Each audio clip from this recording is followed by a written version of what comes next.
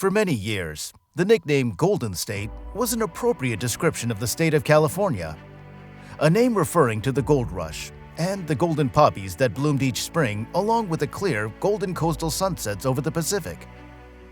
The economy is considered to be resilient and diverse, as it's poised to overtake Germany as the world's fourth largest economy.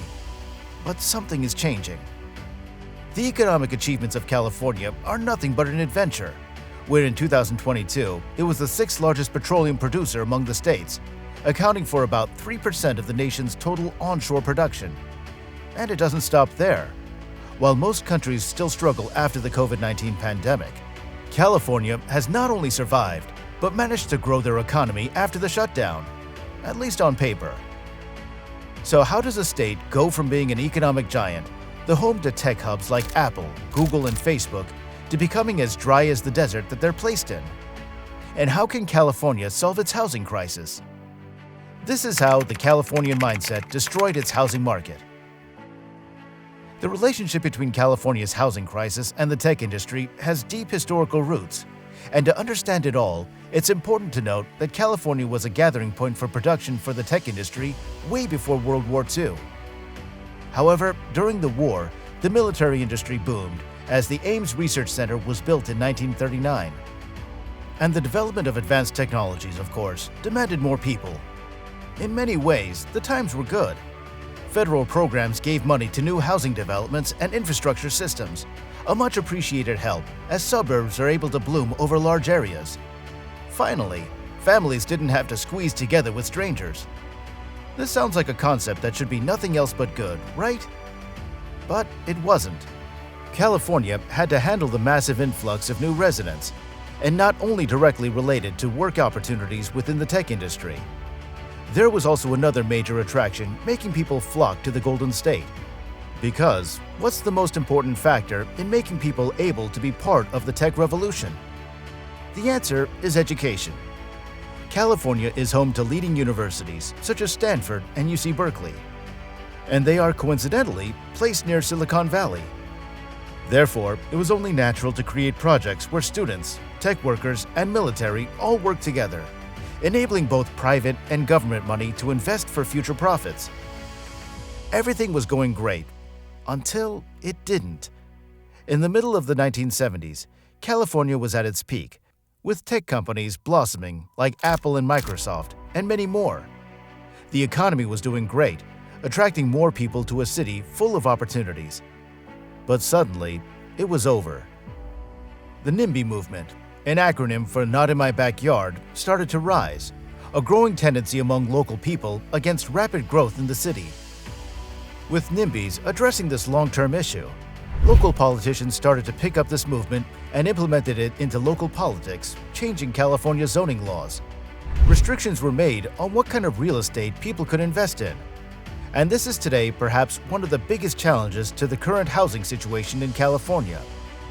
Why are these zoning laws such a problem? Well, first of all, they're established at a local level, with their own sets of regulations. They're meant to guide, control, and regulate future growth and development. So why is this not working?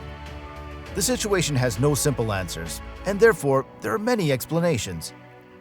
In California, there's a concept called enclaves, which simply means that it's just a part of the city that's different from the surrounding area. The people living in these places want to keep their standard of living. They don't want any changes. This is a part of the NIMBYs, and they hold a lot of power over elected officials who are involved in new housing development. But these new rules don't take the present needs and limitations into consideration. California has grown to be a tech hub for the United States, and so has a responsibility to provide sustainable housing solutions. And with the expansion that will naturally follow, such as a growing population, there are more people who need a place to live. The houses become way more expensive, so the only ones who can afford these homes are rich, established people, not younger individuals and new families. And what happens when people don't have a safe home? It creates economic insecurity, hinders social mobility, and causes psychological or physiological problems, such as depression. Some might think that this is just a natural development when a city becomes successful, but it's not the best for society in the long run. This forces low-income households into renting, paying at least 30% of their income for rent. And when a California citizen making $125,000 a year still cannot buy a home in California, something is wrong. But that's not even the worst part. 172,000 people are homeless in California, even though the state has spent $17.5 billion trying to combat this over the last several years. With homelessness, there are much more severe issues that follow, namely the abuse of drugs, or more specifically, fentanyl. The devastating pictures from the streets of California cities do not lie. This synthetic opioid is the reason for the high percentage of deadly overdoses, which worsened due to the COVID-19 pandemic, and is killing young citizens at high percentages. Fentanyl is considered to be the worst type of drug because it's 50 times stronger than heroin and 100 times stronger than morphine. And while it's mostly used in veterinary medicine, it's most often used as a cutting agent or filler for heroin. Another problem is the tax problem, as property taxes in California are based on what you paid for the house, not the current market value. So young people don't have a chance. And that's not all. Californians are obsessed with the value of their properties. Homeowners don't want any changes that could potentially lower the value of their homes. But at the same time, they do agree with the need for more homes, but they don't want them built anywhere near them, because cheaper houses often mean increased crime rates. The housing situation in California becomes even more complicated when others claim that there is indeed enough space. You just have to understand that there are basically two Californias, one that's near the ocean and the other that's not. And of course, the houses near the ocean are the ones that are extremely expensive and are mostly protected by local regulations that prevent builders from buying up protected land. Coastal California is simply not interested in building starter homes anymore. But there might not be any other solutions. So how are Californians addressing this complicated problem? Organizations like Housing California are trying to change policies by addressing the homeless problem and promoting affordable housing. Additionally, the YIMBY movement, which stands for Yes in My Backyard and is in direct opposition to the NIMBYs, is gaining political clout. The government has also launched programs to assist those who are at risk or are in the process of becoming homeless. Lawmakers have introduced bills to encourage housing development in areas with existing infrastructure. However, the effectiveness of these efforts is questioned, as Governor Gavin Newsom's vow to build 3.5 million new homes by 2025 has fallen significantly short. A light at the end of the tunnel could be that California is set to become the next tech hub for AI innovation and clean technology, like hydrogen. However, with the current tech hub fleeing California, the picture looks rather dark. But it might not even be about what their politicians can solve or not. And it's certainly not about what people want anymore. And in this situation, when it comes to it all, California has to bend to nature. Because it's all about geology and climate change. California is in danger of experiencing a massive earthquake. This is because of the San Andreas Fault, a continental right lateral strike-slip transform fault, which extends about 1,200 kilometers through California. It forms the tectonic boundary between the Pacific and the North American plate. The risk of earthquakes is not the same all over, but this fault is responsible for some of California's largest earthquakes.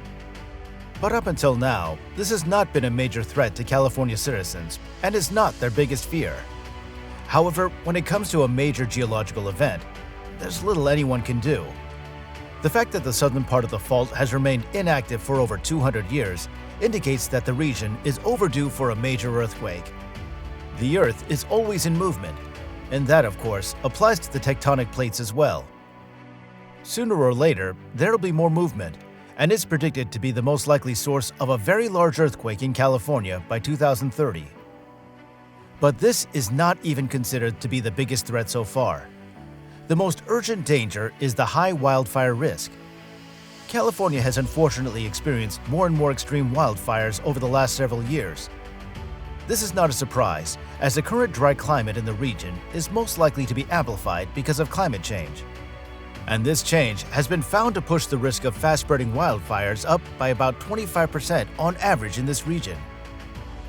So what does the future hold for California? The tale of the Golden State seems to be over, at last for this time. And although the government has taken some action to deal with the ongoing housing crisis and the fleeing of tech giants, there's still not much resolved when it comes to the homelessness problem. Perhaps only time will tell if the state can deliver. But if California's politics lacks the same effectiveness and integrity as the rest of the world, there's no hope. And if there's one thing we know for sure, it's that money talks, and not for the better.